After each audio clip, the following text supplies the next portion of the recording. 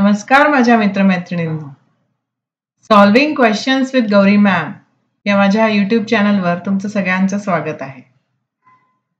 Doctor Homi Bhabha बालवैज्ञानिक स्पर्धा या परीक्षेसाठी काही महिन्यांपासून आपण तयारी करतो आहोत.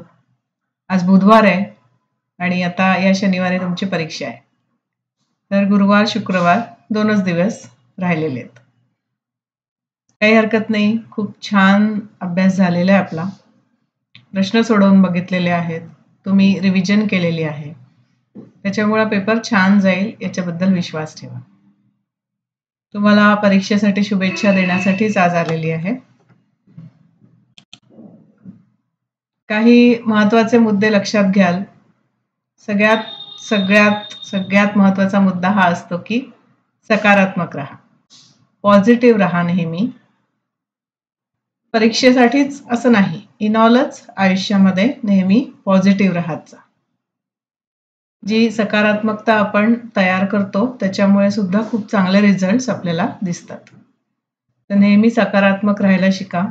त्याच्यासाठी योग्य तो व्यायाम करा, चांगला आहार घ्या, प्रसन्न राहत जा.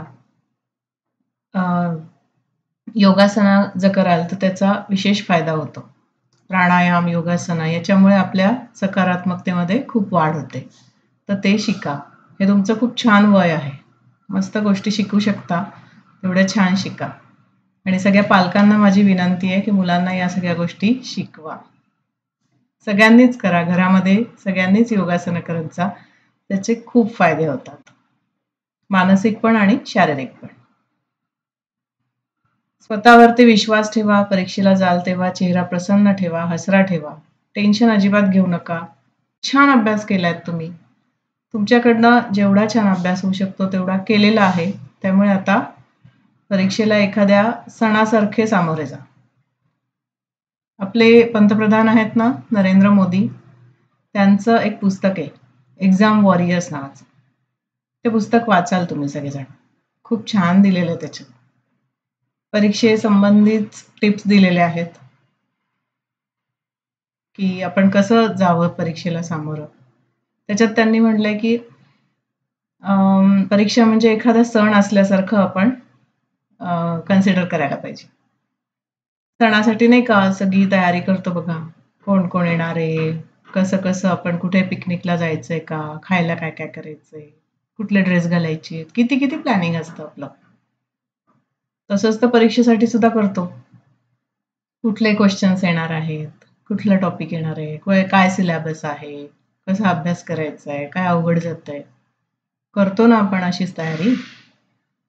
झालं तर मग सणाच्या दिवशी कसं ॲक्च्युली आपण सण साजरा करतो त्याच पद्धतीने, तेवढ्याच सकारात्मकतेने परीक्षेला सुद्धा सामोरं जायचं. कराल ना नक्की?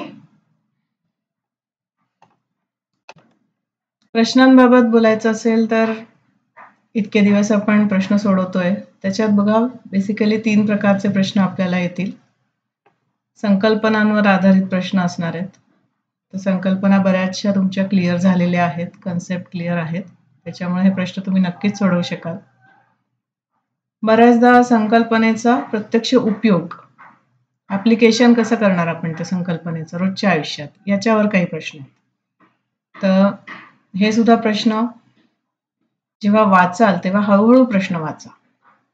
छोट्या छोट्या चुका करू नका, प्रश्न वाचायची घाई करू नका. जेवढा दिलेला आहे वेळ परीक्षेला तो पूर्ण वापर करा. छान 90 मिनिटाचा वेळ आहे आपल्याकडे, हो की नाही? तर घाई नका करू. आणि घाईने पेपर सोडवल्यावर जास्त मार्क देणार आहेत किंवा ॲडिशनल मार्क देणार आहेत असं नाही आहे, ठीक आहे ना? पूर्ण वेळ तिथे युटिलाइज करा, तिथे थांबा, पूर्ण वेळ घ्या आणि शांतपणे प्रश्न वाचा आणि शांतपणे उत्तरं लिहा. आणि काही प्रश्न डायरेक्ट क्वेश्चन्स आहेत बघा, जसे धड्याच्या माहितीवर आधारित प्रश्न, ज्याचं धडे वाचलेले असतील की याची उत्तरं तुम्हाला येणारच. नेहमीप्रमाणे आजही आठवण करून देते, 4थी, 5वी, 6वीचे सगळे धडे वाचून काढा. त्या धड्याखालचे प्रश्न सोडवून बघा. आता हे 2-3 दिवस आहेत, त्यातली चित्र बघा. आपल्या बालभारतीच्या पुस्तकात असे चौकोन चौकोन दिलेत पहा, जरा डोकं चालवा, माहीत आहे का तुम्हाला, अशा हेडिंग खाली काय काय गंमत दिली आहे ना, तर ती एकदा रिवाइज करा, ठीक आहे? या सगळ्याचा उपयोग होईल पेपर सोडवता. ठीक आहे, चालेल, कराल मग. आत्मविश्वास ठेवा, परीक्षा एकदम छान जाईल तुमची. यासारखेच 2 दिवस आहेत अजून, आपण अजून 2 प्रश्न नक्कीच सोडवू शकतो. व्हिडिओ घेऊन येते मी उद्या आणि परवा सुद्धा. आणि 13 म्हणजे शनिवारी तुमची परीक्षा आहे. तर छान जाल परीक्षेला, रिलॅक्स जाल. आणि पालकांनी सुद्धा अजिबात टेन्शन देऊ नका मुलांना. मुलं खूप अभ्यास करतात, खूप मनापासून करतात. तर त्यांना त्यांच्या पद्धतीने प्रश्न सोडवू द्या, परीक्षेला सामोरं जाऊ द्या.